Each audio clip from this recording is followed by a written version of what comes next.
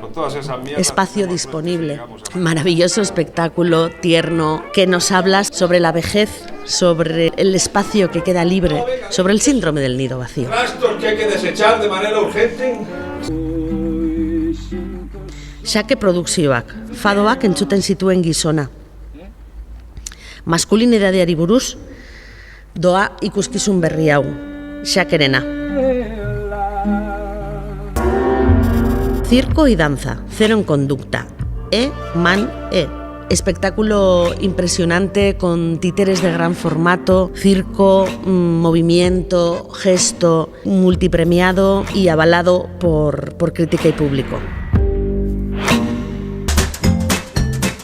La maniobra de Hemlich, vomitando los 80, de Mamá Crea Producciones, compañía de Bilbao, harán un repaso sobre la educación que se recibió y los valores y la cultura de los años 80. Mari de Jon, Antzerki Taldea, y Kimiliklik, para hablarnos espectáculo familiar, para hablarnos de las brujas, de que todas las mujeres dentro de nosotras llevamos una pequeña gran bruja. Gabonetako Zirkua, gala de circo de Navidad, Maluta, 7 funciones de un espectáculo con artistas circenses vascos.